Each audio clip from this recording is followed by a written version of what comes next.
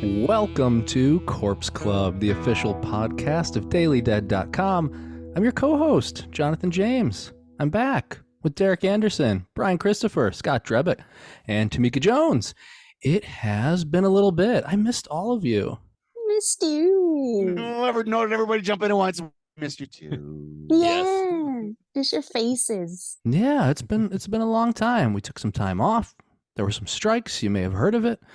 And in solidarity of that, and you may have talked about this last episode, in solidarity of that, we wanted to make sure that we, like I said, we didn't cover any studio films because it was the right thing to do.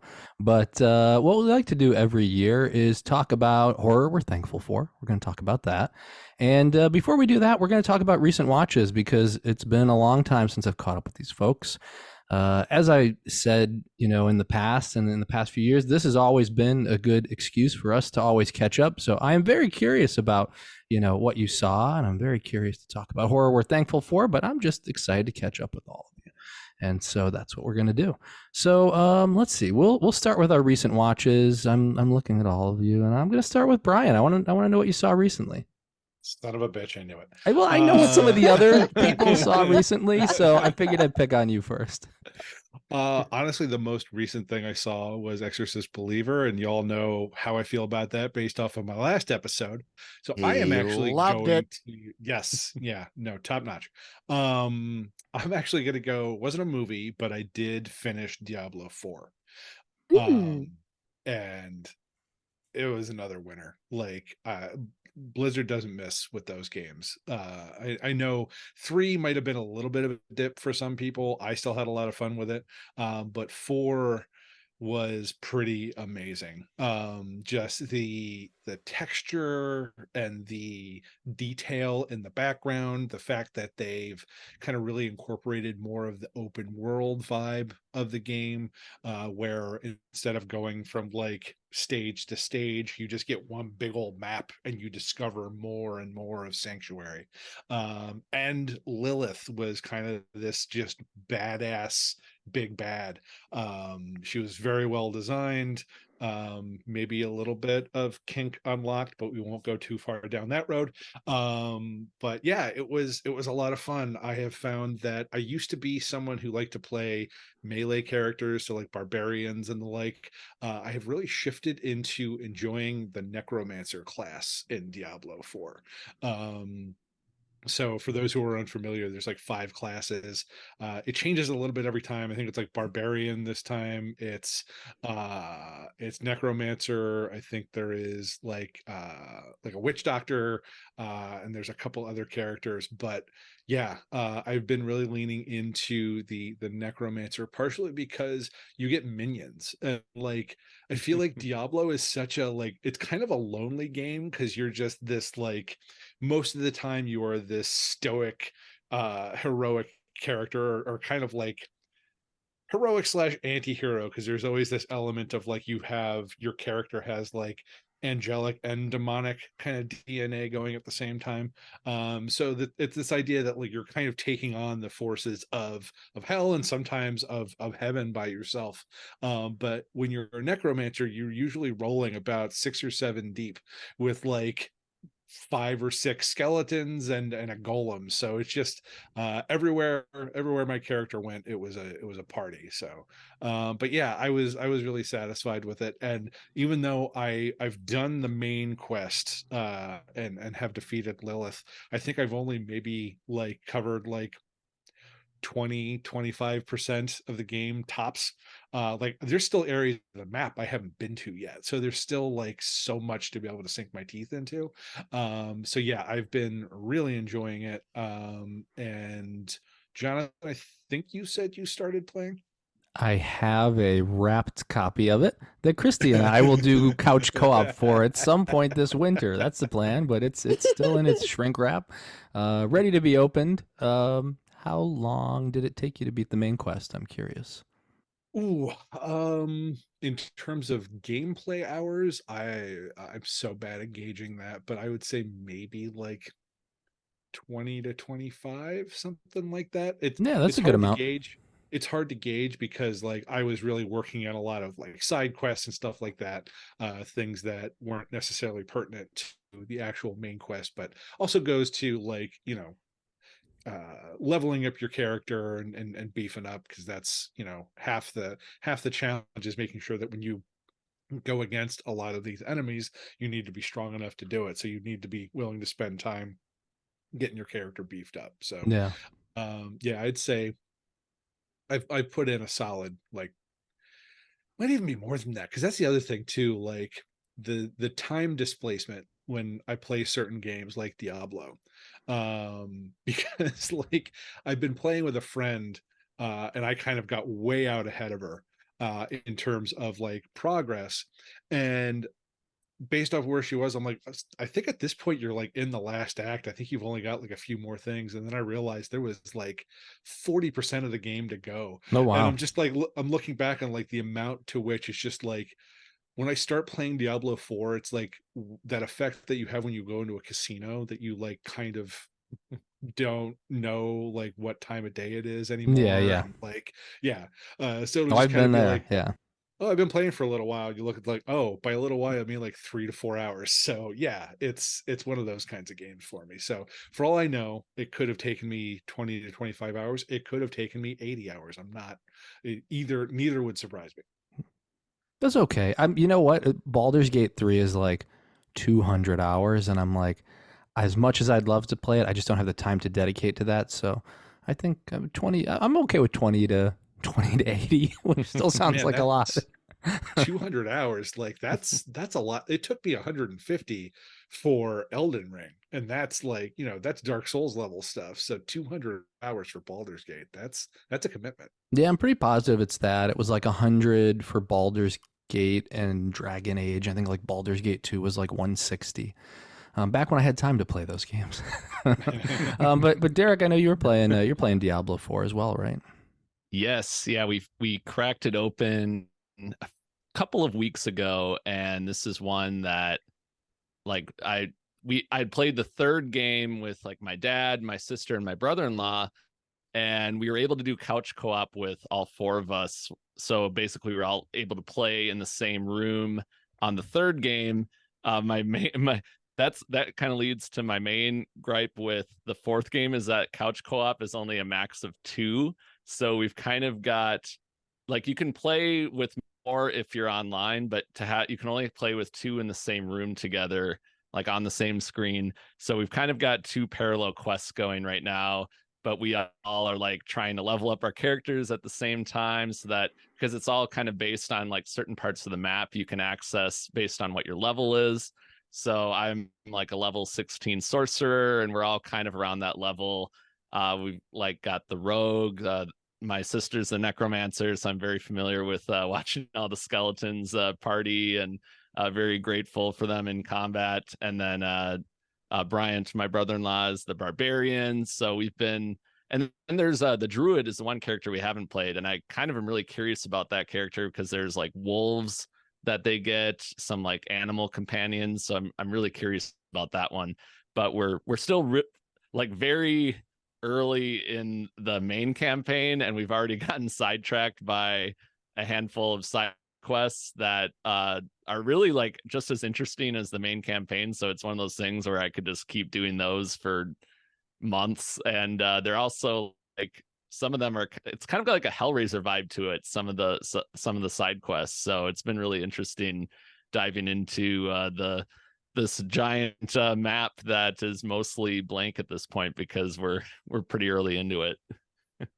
I can tell you the druid is fun because that's actually what my friend has been playing, and it's kind of like a fun combo of like melee and you have stuff that you can summon. So she's got like 2 wolves she can summon. She can also turn into a werewolf and a werebear, and she carries just like this giant like mace, this 2-handed mace. So yeah, it's a fun blend of like shape shifting and just beating the crap out of people, from what I gather. Nice. So like kind of like a sorcerer meets barbarian a little bit there. A little bit. It sounds like. Yeah. But yeah, I love like you, Lilith as a villain is really cool, and the cutscenes are they really go there with the story, and just the horror elements of it. It kind of reminds me a little bit of like a Resident Evil vibe in some respects, like the Resident Evil, like I don't know, like Resident Evil 4 with the village and everything, or I guess I haven't played it yet, but like Resident Evil Village, I'm sure is also kind of like that. But it's yeah, they've really been tapping into the horror in this one, and it's also noticeably more difficult than Diablo 3, which I like because I never really felt like I was at risk of dying in Diablo 3. 3 was In this very game. easy. Yeah, they didn't. Yeah. When I played it, they didn't balance it. So Christy and I just blew through it. Like there was never any fear of dying in that game. So this is nice. It's kind of a little more, you kind of got to think about, do I want to that nest of poisonous spiders, or do I want to go fight these werewolves, or do I just want to go have a drink at the pub, you know? Yeah. Although in Diablo 3, then I felt like I was just doing really, really well. I'm like, I'm good at this game. And then I read online, I'm like, no, everybody's good at this game. It did make it, because I thought, like, when I was doing the necromancer in 3, I was like, did they just overpower the necromancer? And it sounds like no, they just underpowered the game. Yeah. That was it. But yeah, Tamika, I'll turn it over to you. What have you been watching lately? Okay. So does it? You just want like the horror related stuff? I want to know what's going on in your life that you want to share with us and our listeners, of course. So it could be horror related. It could be just something that you enjoyed watching lately. Okay, because I've been kind of all over the place, with what I've been watching, because I recently started collecting, like building up like a physical collection of movies again, because like it was something I used to do back in the day, with like Blu-rays and stuff, but then I sold all of them, and then it was a good like 15 years and I didn't collect it, like physical media and like that. So now I'm trying to build up like a good solid 4K collection. Nice. Yeah. So I bought Die Hard and I Know What You Did Last Summer. Ooh. Well, I think I have 40, I think, at this point. That's pretty so it's like impressive. Yeah. Yeah, it's like a mix of like Disney stuff, horror stuff, action. Oh, okay. I've been trying to buy something like 4K that like something on 4K that like I've never seen. And I found the Best Buy near me, it closed for good, and that made me sad. But they had all of their like movies on like clearance. And so I bought Infinity Pool, the Ooh. Steelbook. Yeah. Yeah. And I didn't know anything about Infinity Pool. I bought it because the Steelbook looked cool and the cast looked cool. And I watched it the other day and I wish that I had known something. There's a lot in there, right? There's a lot. It's a lot. It's a lot to unpack. But I really like kind of weird, kind of abstract stuff like that. Yeah. So it was a surprise. Like, oh God, this is You know for sure that David Cronenberg is his father. There's a blood relation there. yes, very bizarre. Yeah. Very bloody. And like Mia Goth, though, I love her so much. Yeah, she's great. Yeah, she is great. I'm so excited for Maxine. I don't know when that's coming out, but soon. I don't know how soon, but early next year. Oh, okay, really? Yeah. Oh, yeah. I think. I don't know if it got changed because of strike, but I think it's early next year. Derek's looking around. Yeah, you can tell I'm shuffling papers. I know, I can see it. Yeah. Trying to look casual over here. Yeah. But what is your favorite? Do you prefer? I always like asking people: are you more of an X person or more of a Pearl person? Because both with Mia Goth and that trilogy. Ooh. Oh, that's tough. I like them both for different reasons, but I'm gonna go with Pearl because that's same for me. I didn't know I was gonna really like that character, right? From X. Like she was kind of like take it or leave it really from me.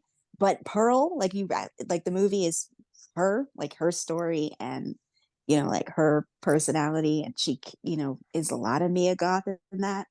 I like her. Yeah. She's crazy, and I Yeah. think Pearl definitely has the best end credits with just has a very nice end credits moment. yes, yes. And I Yeah. love when you no can blink quote for stuff. 5 minutes. Yeah. Yeah. Exactly. But That- I'm a star. So good. Now, imagine my experience with the end credits was it was me because I saw that in a theater. I was the only person in the theater, and then the guy came in, cleaned the theater, and it's like me and him like watching the screen and then like looking at each other because he's like, is this guy gonna go? And then I'm like looking back at the screen, well, Yeah, I'm not going. Yeah, I'm not going yet. And then afterwards, like 5 minutes go by, and we're just like, well, that was pretty cool. All right, have a good day. That's funny. I'm just walking away. Yeah. Have a good time.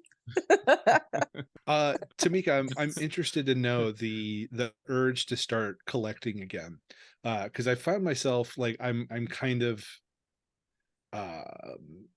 back in that mindset a little bit more, and I think it's kind of been for me, and I'm interested to know if this is the same for you, like as we're realizing what a precarious situation streaming is in terms of like the stuff that you enjoy can just go away forever just like that.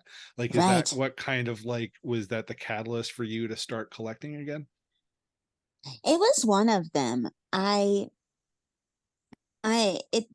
This is gonna sound weird, but I think it really hit me this year that, like this could just disappear, and like who's to say it'll ever, show up again? Like what's that movie? I think it's is it Hush? Yeah, it's Yeah. Hush, right? So that's like on Netflix.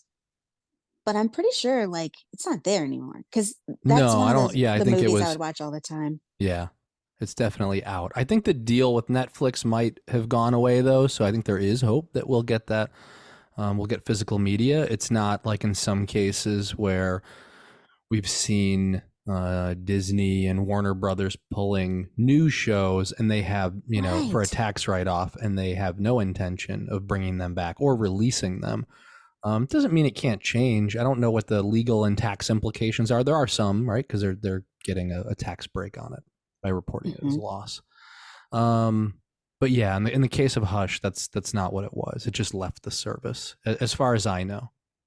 Yeah, it just so I mean, it's stuff like that, and I thought, you know what?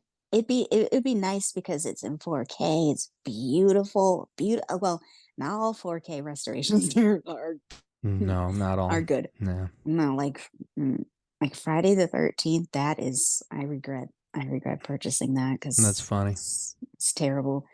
But speed, excellent.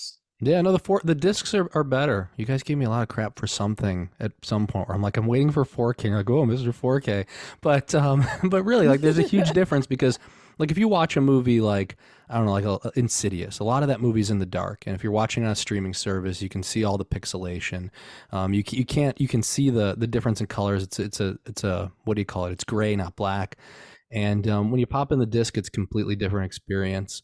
Listening to a movie is a completely different experience because you're not seeing it, even when they say it's UHD, you're not seeing it in true 4K because compressed, the audio is compressed. And so it is night and day difference. And yeah, so, and they're starting to charge more. I'll get off my soapbox in a minute, but HBO Max sent me Max sent me an email that said, hey, our plans are changing, but we'll keep you at the one you're at. And but the only difference is now I don't get anything in 4K, and like I can't share with the same number of people. So if I want 4K, you got to upgrade to whatever their highest plan is. I don't know if it's $20 or $17. It doesn't matter. But what these services are starting to do now is say, hey, if you want 4K, you got to pay more, and that's not really 4K when you compare it to the disc. As far as I can tell, I have to say that. Well, yeah, no, I agree because on YouTube, you can like if you purchase like something digitally in 4K, I think it only goes up to 480p. It'll I go a think. little higher if you change your settings. I mean, you can do it. It's just that when you compare, like I said, the uncompressed version to the compressed version, there's always going to be a difference. Yeah. Yeah. Yeah. So I learned that the hard way too. Yeah. But it's cool that you're collecting. Like I said, check out those Black Friday deals. No, listen, I'm trying. I was like, okay, I'm only gonna get 5 things, and I got like 10 things. Yeah, well, I am going to turn over to Scott now. Well, you're chewing. I can see you. That's You're all right. still It's just picked it. gum. It's just gum. I'm a tough 70s cop with a heart of gold and a Yeah. fist of justice. Or you're That's right. Norm Macdonald doing Burt Touch. Reynolds. Or Norm Macdonald. Celebrity That's Yeah. Turd Ferguson. Thank you very much. That's funny. So what have you been watching? What have you been collecting or playing? Oh my goodness. Well, you would not believe this, but it is your American Thanksgiving. I stepped away from my busy routine as Mr. Grandmom and went to the theater today, mere hours ago, and saw Thanksgiving, Eli Roth's long-awaited slasher, based loosely, of course, on the trailer from the Grindhouse twofer that him and Quentin Tarantino, or sorry, his was one of the trailers in Quentin Tarantino and Robert Rodriguez's Grindhouse. And everyone loved that trailer for Thanksgiving, which was a fake throwback 70s, 80s, full of hiss and pop and ominous voiceover that everyone really enjoyed. So that's what I saw today. Would you like to know what I thought of it? Yes. Yes. Yes. I'm waiting with bated breath. Well, let me just say that I enjoyed it immensely. It's a lot of fun. It's the trailer, the original trailer for Grindhouse was, as we said, based on basically a 70s or early 80s slasher. This film, set in present day, feels more of a 90s slasher with an 80s plot. And when I say an 80s plot, I basically mean the plot from My Bloody Valentine, mixed with some Happy Birthday to Me and a few other juicy ones that you can spot in there. I knew there was something about that felt familiar. Yeah, My Bloody Valentine. Yep, yeah, that's it. Yeah. Oh, totally. 100%. The thing is that it's actually played fairly straight compared to what I was expecting it to be. I was expecting a campy tone, and while the tone here is certainly lighter, because I mean, let's face it, there's a lot of ridiculous things going on in this movie, so it can't help but feel kind of campy somewhat, but it's played fairly straight and earnest. It plays like an early 80s slasher that hasn't been monopolized with meta commentary. There is no meta commentary in this, in the sense of people making quips about, well, there's something else from a horror movie. No, that is not this movie at all. This movie plays it pretty straightforward, which makes it even more of a gas, because the kills in this movie are fantastic. There are some really great kills, mostly practical, some CGI, but they're all great. They're very creative. Patrick Dempsey is, of course, can carry any movie, and he does that. He's the sexiest man of the year. He's the sexiest man alive. Oh, alive. Yeah, alive this year. Yeah. Period. This Yeah. year, alive this year. Yeah. Is him. I know. Again, I don't think it's his first time. He's a second timer, and he deserves it. I didn't know that. He certainly got it. He certainly got it. Yeah, you know, I think that's what I appreciated the most about it, is that it isn't a meta commentary on slashers or very winky. It's like I said, it actually plays it relatively straight, and I think that ends up being one of its main strengths. So yeah, I was a big fan. Nice. And Derek, I know you saw it as well. Yes, saw it this week as well. Not, I guess, a mere like 24 hours ago, so a little more time to let it marinate, as it were. But yeah, I definitely ditto everything that you said, Scott. It was surprising that it is like it does go a little over the top in places, but it also like pulls back and keeps things like a little more restrained overall. And I really, yeah, I definitely feel like you nailed it on the head. It's more of like a 90s 2000s vibe. It's very like mean-spirited in its approach to the horror, and it reminded me, I think I saw like John Squires from Bloody Disgusting was saying how it kind of feels more like of the 2000s horror movies, like back when there were all the remakes, and just like more than it feels like an 80s movie. And I definitely agree with that, because it just goes for the jugular, and it's like, I don't know, it's a perfect blend of very, very dark at times, but also throwing in like some more lighthearted stuff, just so it's not all doom and gloom.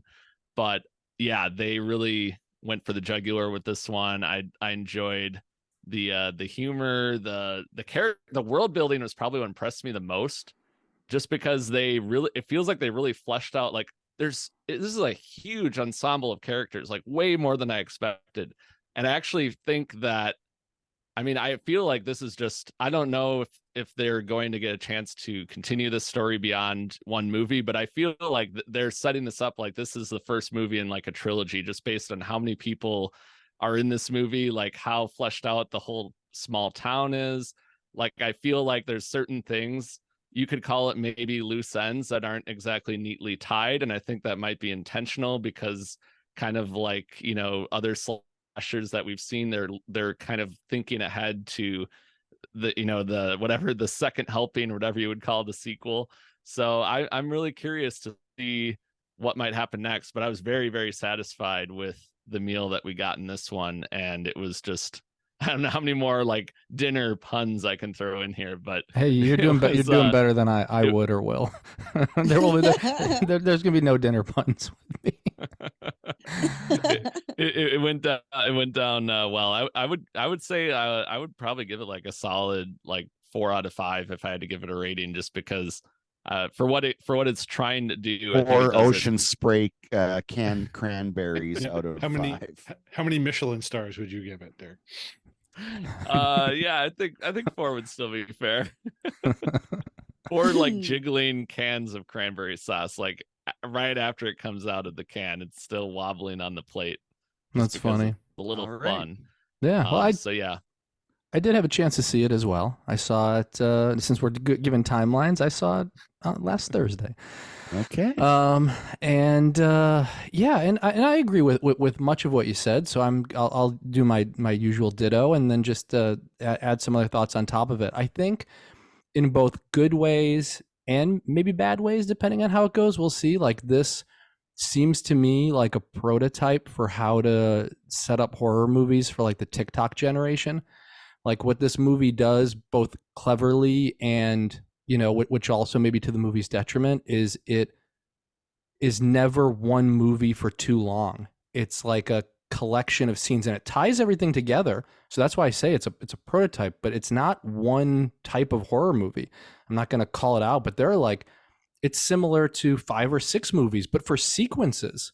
So it's not like a certain kill is an homage. The entire scene is an homage.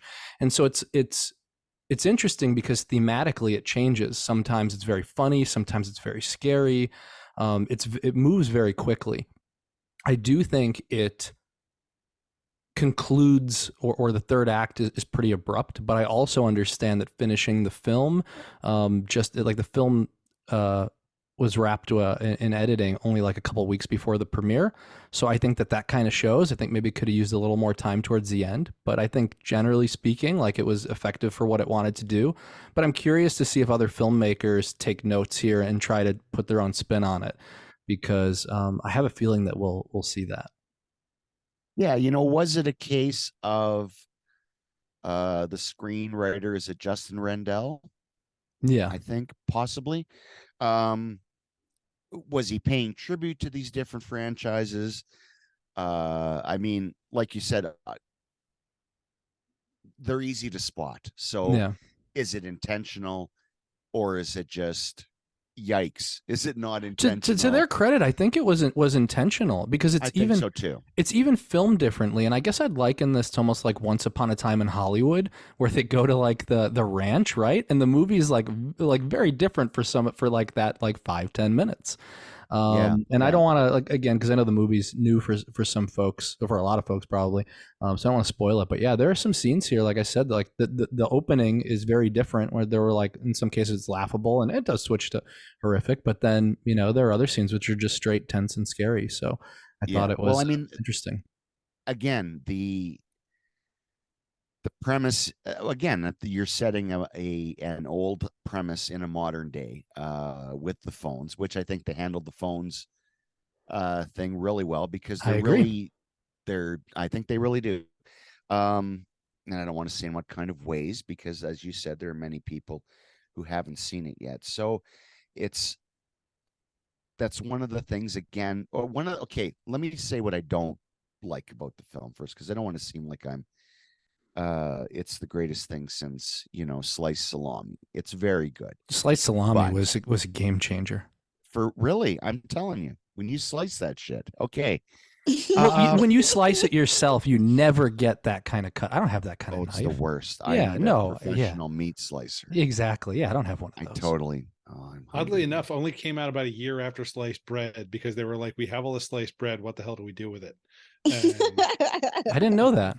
Yeah. Oh yeah, necessity is the mother of invention. Yeah. Frank Zappa said that. Makes sense. It's true.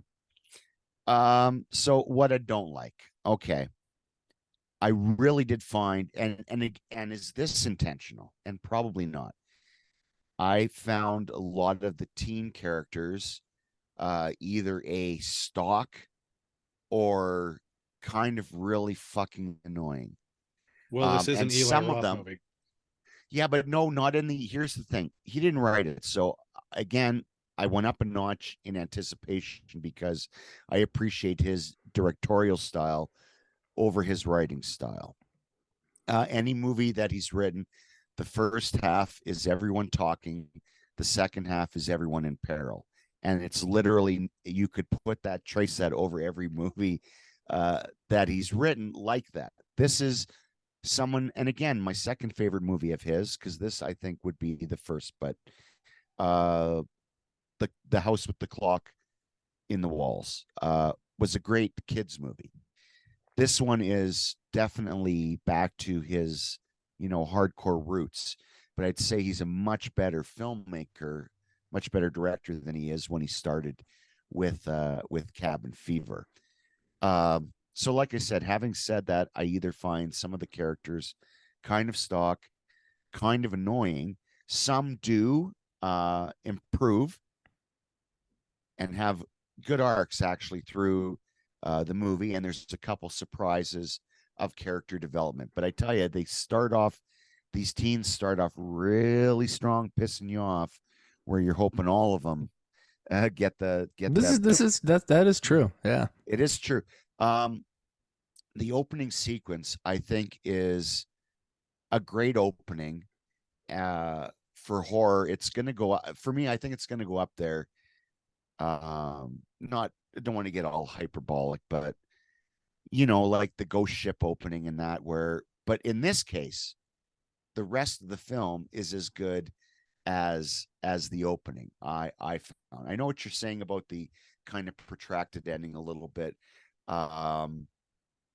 and we left before while the credits were still rolling. So I don't know if there was a mid-credits scene. There is a post credits, but it's more of Damn like it. it's more of an outtake. So it's not like you didn't miss like anything Okay. Because crucial it to the ends, plot.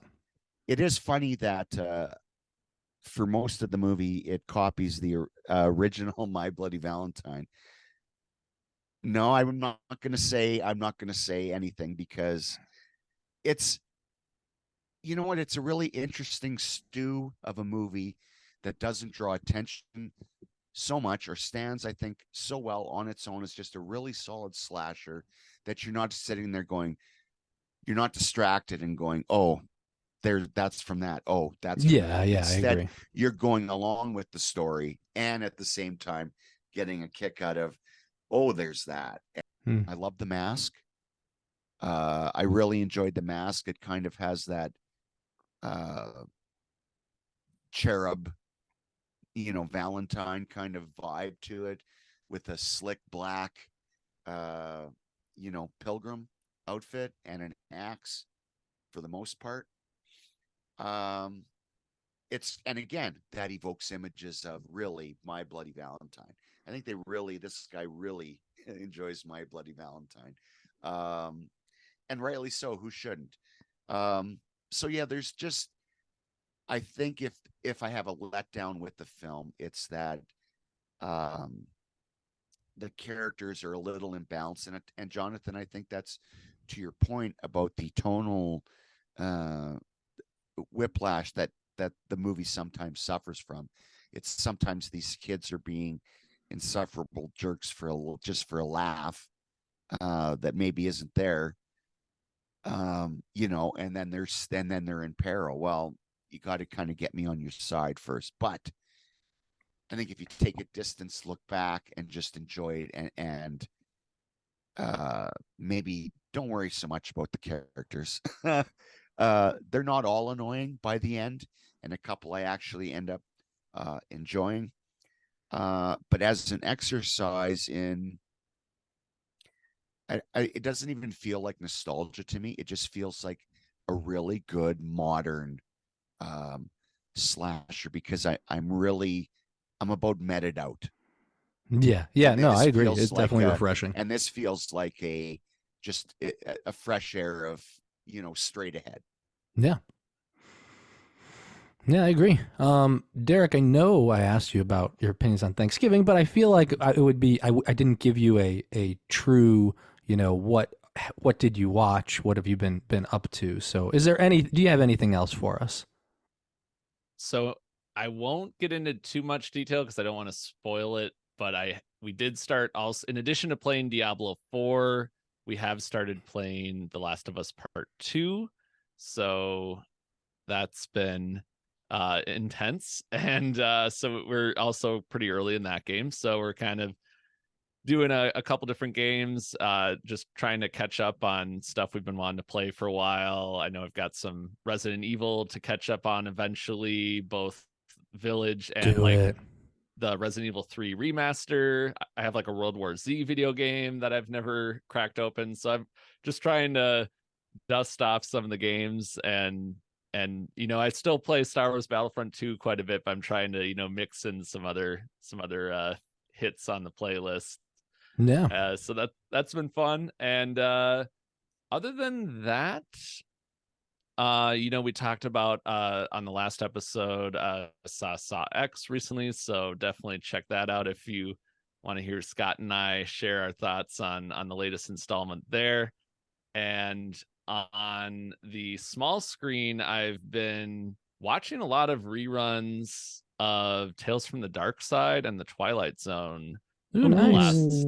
Yeah, it's been fun. I know I had mentioned that on a previous episode, and I've kind of steadily, like, every couple weeks I'll just go on like Comet TV or like Me TV, and I'll just see what they're playing. And like Comet TV every Saturday plays like half a day of Tales from the Darkside, and Me TV plays the Twilight Zone every night. So I'll just go through, and I know I could probably stream these, or I could watch them another way, but they're good kind anyway. Of fun. Yeah, and that's how a lot of us watched it originally. Right. Yeah, it's kind of like that. I want to see like how many Vitamix commercials I can fast forward through, or like life insurance ads, and sometimes funny. those are fun to watch too. So Yeah. it's those have been fun. I've been particularly like the Giesen stacks really freak me out. It's kind of like a doll one for Tales from the Dark Side. It's like it kind of starts off as a haunted dollhouse, and it turns in very gradually gets creepier, and like what happens to the dolls happens to the family, and there's some interesting stuff going on there. So that one, I think I want to say the doctor from Dream Warriors, Craig Wasson, is in that one. So that one really stuck out to me. And I got to give a shout out to Monsters in My Room, which stars a young Seth Green. And I forgot about that one. yeah, with like kind of the mean stepdad character and the boogeyman in the closet. So those have been fun to visit. And the Twilight Zone, Will Real Martian Please Stand Up? That was a fun one to watch. I think Is that the Rod one in the Serling- diner? Yes. Yeah, that one's One of great. them. One of them's an extraterrestrial. They're trying to figure out kind of your classic. Yeah, that's an you know, all-timer. yeah, so that's been fun. And then Living Doll with Talking Tina. Oh yeah. Hi, I'm Talking Tina. Was it Terry Savalas from Kojak before Telly, he was Kojak? Yeah. So yeah, it's been fun to that's kind of been I've just been squeezing those in. And my friend Corey and I were just talking. I have like a major like Shudder watch list because he was like, have you seen this? And I'm like, no, not yet. So I've got to do some homework on streaming and just like movies in general, because we saw a lot like on Hulu and stuff like that came out recently. And we're right on the last 2 episodes of Fear the Walking Dead, so we're almost done watching the series. But I haven't watched the final 2 episodes, but that's been kind of fun to see them do some interesting things in the last handful of episodes where they're trying to wrap everything up. So yeah, a little bit of this, a little bit of that, and a whole lot of something. I don't know what that means. Sounds like you're not telling us. So I'll just send it back this way to me, and I will say that yes, I have quite a bit. I'm gonna say the big one is, you mentioned Hulu. Like, No One Will Save You, and I don't mean No One Will Save You, Derek. I mean, you should all watch No One Will Save You. No One Will Brian Save Duffield, You. right? Yeah. I wasn't crazy about it.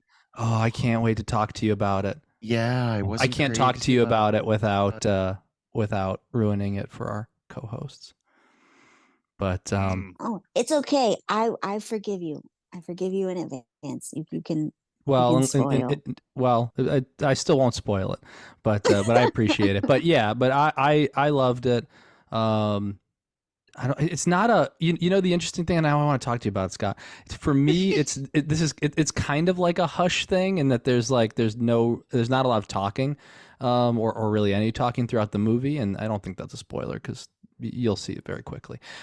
But I think this is like there's so many, we were talking about Twilight Zone. It feels like a Twilight Zone style movie where they like drop you in the middle of this world. It's not our world necessarily, right? It's the world of the story. And it's cool. So I would recommend that. I saw Fall of the House of Usher. That was excellent. And so I highly recommend that. Where does it rank in your Flanagan meter? Like, does it dethrone Hill House? Or where is it? Honestly think, and I haven't had time for interneting. I haven't had time for social media. I was out for a little bit, so I don't know what people thought about it, but I think it's my favorite.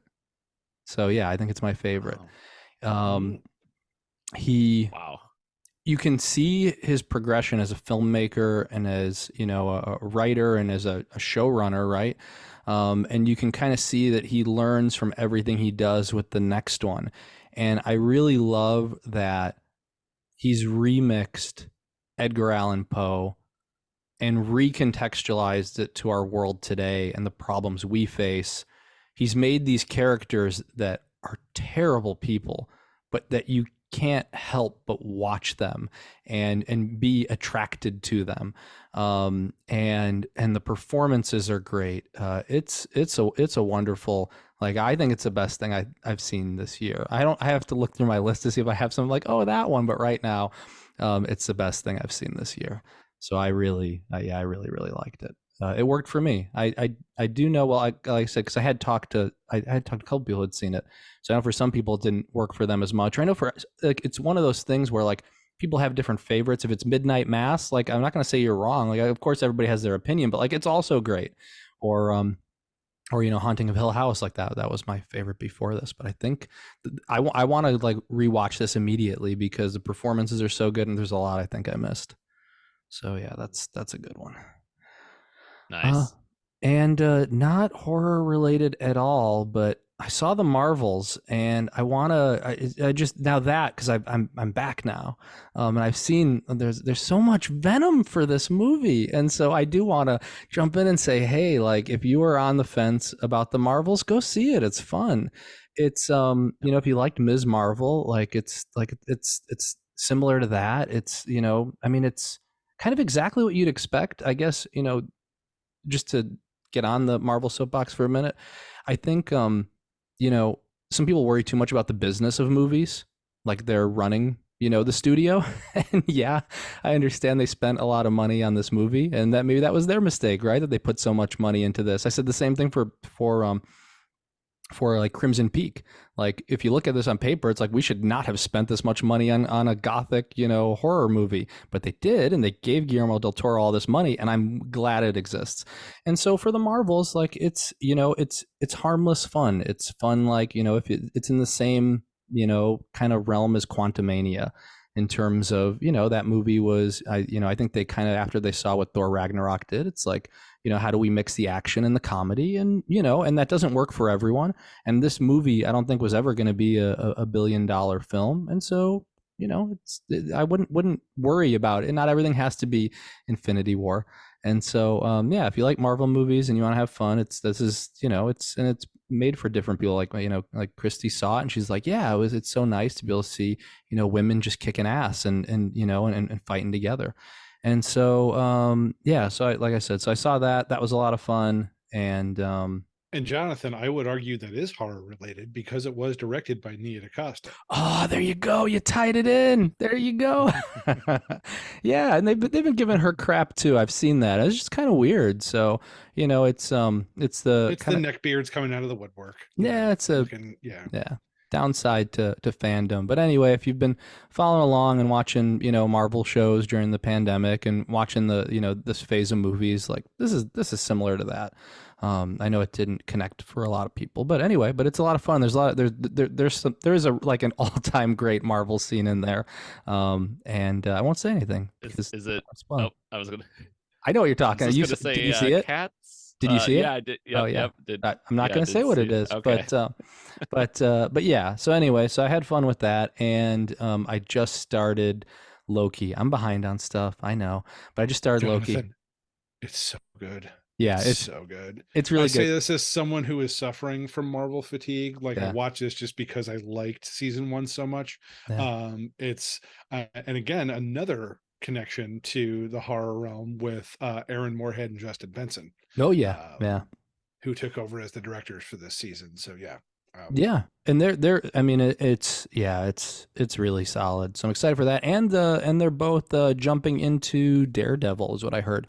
They're rebooting that. I mean, they're rebooting the reboot. So anyway, but I'm excited to see where they go with that. So yeah, so there's I've been catching up on stuff, but I could talk about that for the next hour. And I did promise our listeners that we were going to talk about horror we're thankful for. And if we do not start, this will be a 2-hour episode. Maybe not to the detriment of some of our listeners, maybe to some of them, but certainly to us and our mental states. And some of us have to go to sleep. Probably not me. So we're going to talk about things we're thankful for, and this always is fairly loose. It can be horror related, horror adjacent, but as we kind of get into the new year and we're thinking about what we've experienced this year, what are things that we are thankful for? It can be films, filmmakers, people. It can be anything. I'm going to throw it out to the group without picking on anyone. Feel free to jump in with what you got, and if not, I'll jump in myself. Well, I am, not to get, like schmoopy or whatever, but I'm very thankful for the horror community that has, like, that I've, built, and the really cool people in it, which of course include all of you. You. Aww. Yeah. Because, like, the pandemic was rough, and, like, I kind of lost a lot of my interests, and, like, I feel like this year was the year that I got, like, myself back, or part of myself back. And so, like, I think it's a lot of people collectively, like, individually doing that for me, and I'm just really grateful and thankful for that. Aw, well, yeah, that's great Yeah. to hear. Yeah, it's it's tough. Hugsies.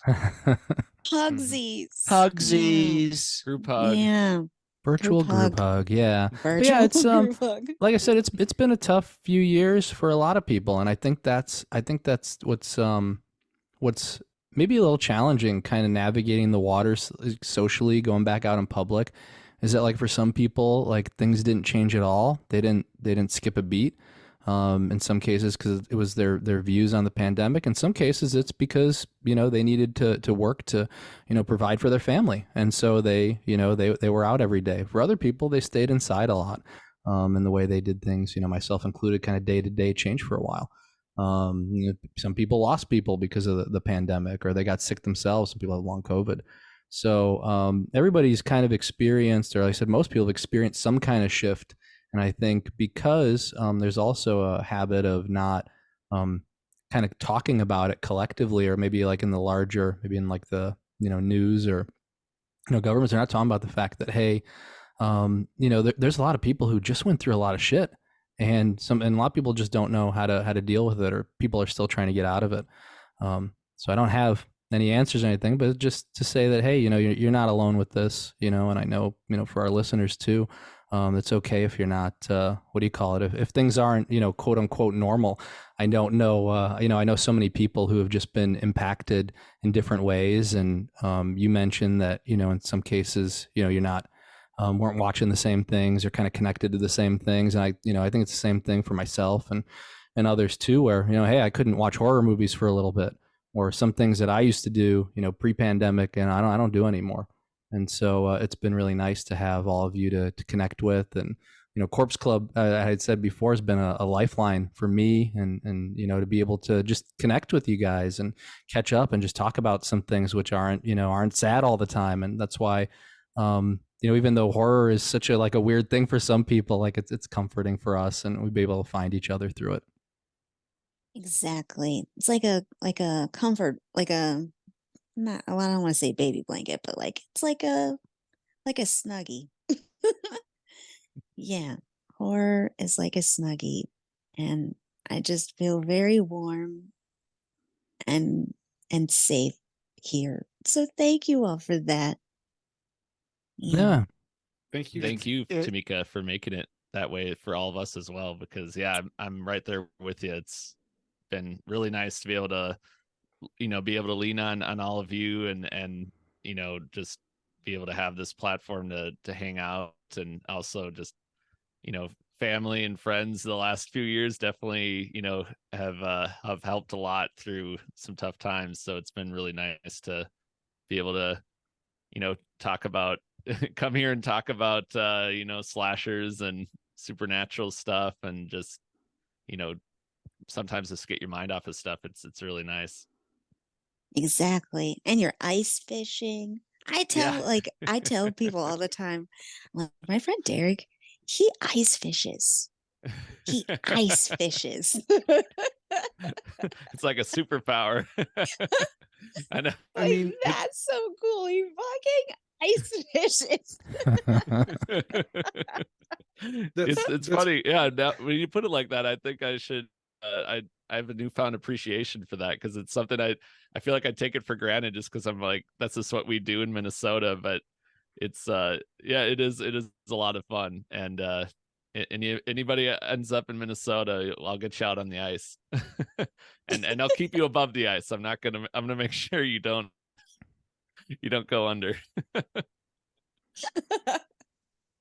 Tamika, it's really like I think you hit the nail on the head when you talked about kind of the community aspect of it, because, and both you and Jonathan talked about how, you know, through the pandemic, like you kind of like, I know I have lost interest in things, and to a certain degree I have lost my appetite for horror, and it still hasn't come back yet. Like I don't know that I could even put together a top 10 list for 2023, because I don't know that I've seen 10 new horror movies this year.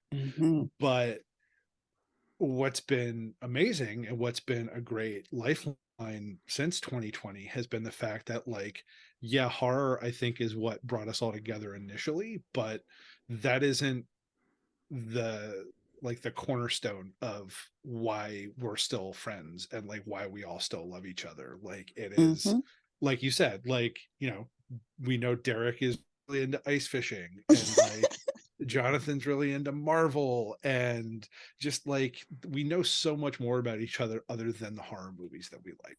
Brian's really into my mom. Oh No, literally.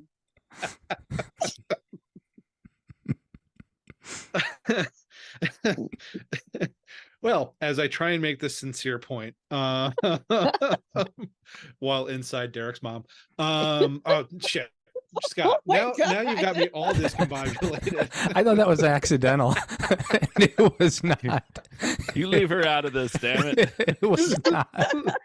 I'll tell her to stop calling me. What Derek. the hell No. is happening? I was trying to screw with Scott and just hit some bad brain cells. That did not go well for me. I'm not and true to Sorry, form, I Derek's end up in the mom. crossfire. I so have derailed. Yeah, sorry, Mrs. Anderson. I'll pass that along. Mrs. Drebit, I'll see you tomorrow. And Derek's family listens to this. Yeah, this is gonna be a great Thanksgiving episode as we all gather around the table, and because of course So we're all listening that- to this while we eat our Thanksgiving I meal. can. Well, we can send it to you early.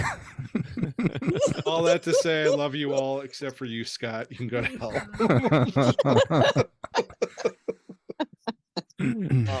Listen, you know. Oh, wait.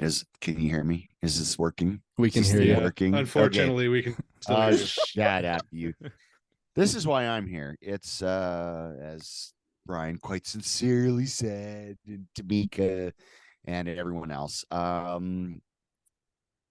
Yeah, the movies initially, the hangout and the discussion and the getting to know each other, and crucial, not only during the pandemic, but before and you know, and forever, because family is family, you know, and sometimes it's Olive Garden, sometimes it's the roundabout kids, or the whatever that's called. Yeah, I just love all you guys, and horror has always been, as we've said many times, a lifeline.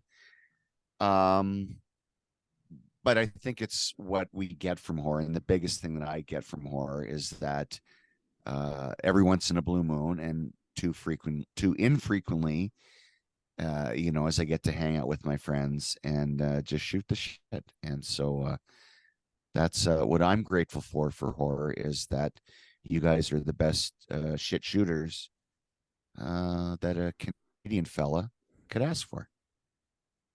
Come for the horror movies. Come again for Scott's mom. I'm making sure we earn this.